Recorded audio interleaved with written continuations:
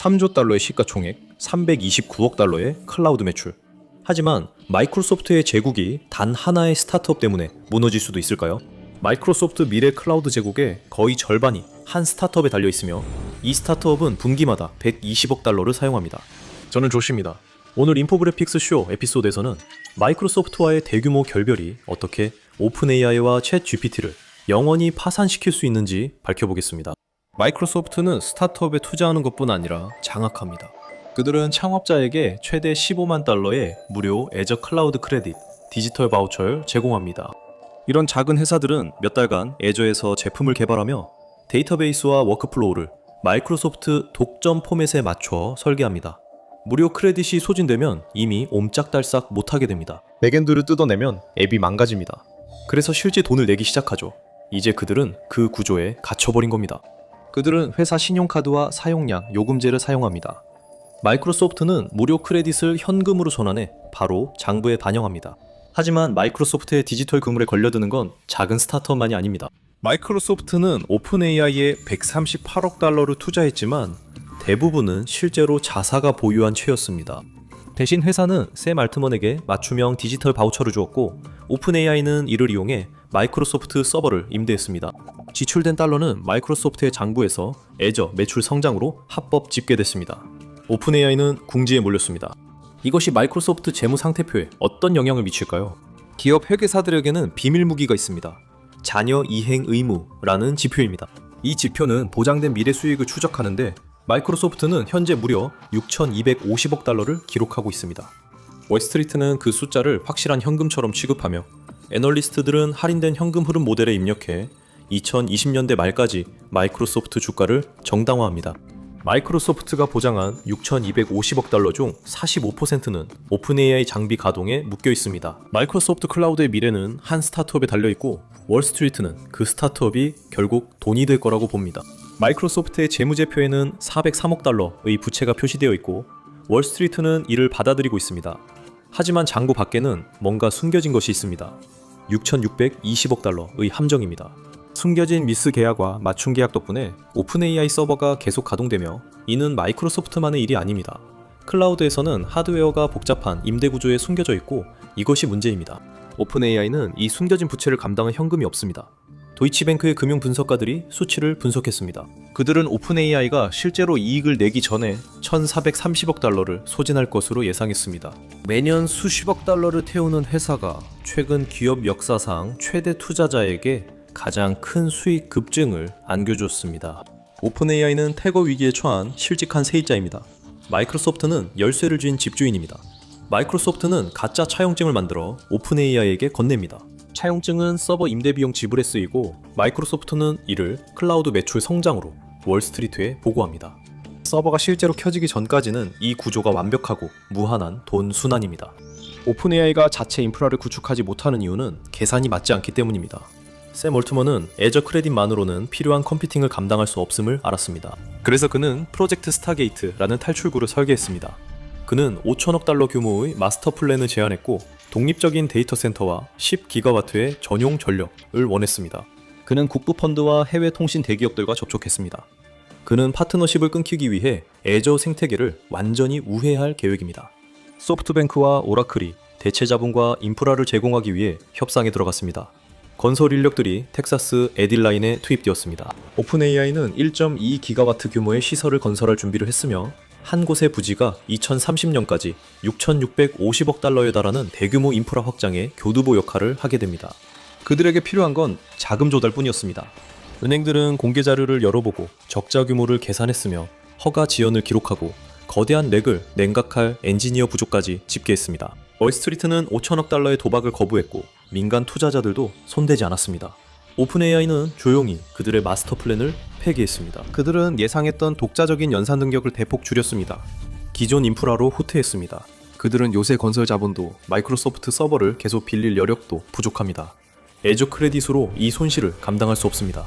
마이크로소프트는 계속 원금 상환이 불가능한 사실상 종속된 기업에 자금을 지원하고 있습니다. 물리적인 하드웨어가 이 위기를 어떻게 가속화하나요? 마이크로소프트는 막대한 서버 비용을 6년 회계 기간에 걸쳐 분산시킵니다. 이렇게 하면 분기 지출은 낮게 보이지만 인공지능은 기다려주지 않습니다. 첨단 훈련 모델은 최고급 GPU도 36개월 만에 구식으로 만듭니다. 오늘 구입하는 모든 칩은 내일의 구식 하드웨어가 됩니다. 배달 회사가 새 트럭을 대량 구입하지만 18개월마다 전부 교체해야 합니다. 기존 트럭으로는 소포를 충분히 빠르게 배달할 수 없기 때문입니다. 그것이 바로 인공지능 하드웨어의 경제적 현실입니다. 애널리스트들의 금융 모델에 따르면 기술업계 전반에 걸쳐 1,760억 달러에 달하는 GPU 노후화이 현재 진행 중이라는 사실이 드러났습니다. 마이크로소프트는 하드웨어의 물리적 노후화를 무시해 사상 최대 이익을 내고 있습니다. 실제 교체 주기가 재무제표에 반영되면 자본 지출 비용이 폭발적으로 증가할 것입니다. 이 모델들은 현금을 빠르게 소모합니다. 오픈 AI는 분기마다 120억 달러의 손실을 내고 있지만 포브스에 따르면 소라 비디오 생성 모델 하나만 해도 매일 1,500만 달러의 현금을 소모한다고 합니다. 하루에 말이죠. 좋아요, 공유, 구독 잊지 마세요. 인공지능의 지배는 오고 있는 게 아니라 이미 시작됐습니다. 그리고 저희는 계속해서 진실을 밝혀드리겠습니다. 비디오 생성은 텍스트 생성의 단순한 강화판이 아닙니다. 모든 픽셀이 순서대로 계산, 렌더링 되어야 하므로 순수 연산 능력이 기하급수적으로 더 많이 필요합니다. 마이크로소프트의 자본 지출은 이를 지원하기 위해 단 한 분기 만에 66% 급증하여 375억 달러에 달했습니다. 이 기술 대기업은 오픈 AI가 실제로 감당할 수 없는 이론적인 수요를 충족시키기 위해 토지를 매입하고 콘크리트를 붓고 있습니다. 타이완의 반도체 제조회사인 TSMC는 전 세계 인공지능의 물리적 제동장치 역할을 합니다. 이들은 지구상의 첨단 실리콘의 90%를 생산합니다. 기업의 수요는 이들의 물리적 공장 생산 능력을 3배나 앞서고 있습니다. 극작에선 리소그래피 공정을 더 빠르게 할 수 없고 화학 식각 과정을 건너뛸 수도 없습니다. 갑칩은 고도로 특수화된 클린룸 안에서 탄생해야 합니다. 완벽한 진공과 극도의 대기 제어 속에서 기술 대기업들은 수십억 달러의 현금을 쌓아두지만 쓸 수 없고 서버 가치는 매일 하락하고 있습니다. TSMC는 2026년에 520억, 560억 달러 확장을 계획하며 전력을 다하고 있지만 여전히 따라잡지 못하고 상황도 악화되고 있습니다. 1기가와트 데이터 센터에는 수천 마일의 두꺼운 구리 배선이 필요합니다. 구리가 부족하며 남미 광산들은 수요 충족에 어려움을 겪고 있습니다. 케이블, 전력, 냉각 이 모든 것이 완벽해야 합니다. 한 번의 실수나 부품 하나만 빠져도 전체 작업이 멈춥니다. 이는 수십억 달러가 걸린 기다림이며 이것만이 문제가 아닙니다. 업계 전반에 걸쳐 데이터 센터는 하루에 4억 4,900만 갤런의 물을 소비합니다.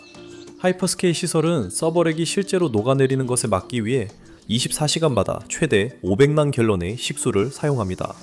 표준 공기 냉각 방식은 현대의 렉 밀도에서는 한계에 도달합니다.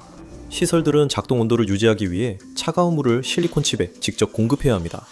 지방 정부들은 점점 패닉에 빠지기 시작하고 있습니다. 서버팜이 확장되면서 지방 상수도 공급이 감소하고 있습니다. 플로리다 규제 당국은 주민 공공요금 급등을 막기 위해 새로운 규정을 도입했습니다. 이 법안은 데이터 센터 건설로 인한 에너지, 물 수요 증가를 겨냥합니다. 중서부는 물 부족에 직면해 있습니다. 지역 시의회들은 신규 시설 허가에 대한 긴급 유예 조치를 통과시키고 있습니다. 그들은 인공지능 인프라보다 시민들의 식수를 우선시하고 있습니다. 하이퍼스케일러들은 지역 대수층이 열부하를 감당하지 못해 주요 부동산에서 배제되고 있으며 이에 당황해 대책을 찾고 있습니다. 그들은 공기 냉각 대신 칩에 직접 액체를 사용하는 냉각 시스템으로 전환 중입니다. 그 말은 전체 공기 냉각 장치를 뜯어내고 가장 뜨거운 실리콘 칩에 금속 냉각판을 바로 부착한다는 뜻입니다. 엔지니어들은 수십억 달러 규모의 가동 중인 하드웨어가 실린 렉 위로 수마일에 이르는 가압 냉각수 배관을 배치해야 합니다. 이 배관에 들어가는 막대한 자재 비용이 기본 건설 예산을 완전히 무너뜨립니다. 냉각수 라인에 단 한 번의 누수가 발생해 마더보드에 떨어지면 수백만 달러 상당의 실리콘이 순식간에 파괴됩니다. 필요한 자본이 사실상 초기 건설 비용을 2배로 만듭니다. 마이크로소프트가 이 비용을 전액 선불로 부담하고 있습니다. 하드웨어가 한계에 도달하면 어떻게 될까요? 생성형 AI는 마진이 엄청나게 높을 때만 비즈니스로서 작동합니다. 그 막대한 이익이 보이지 않는 곳에서 쓰이는 막대한 양의 강철, 실리콘, 물, 전기를 감당해야 합니다. 오픈 AI는 역사적으로 애플리케이션 프로그래밍 인터페이스, 즉 API 접근에 대해 프리미엄 가격을 부과해왔습니다.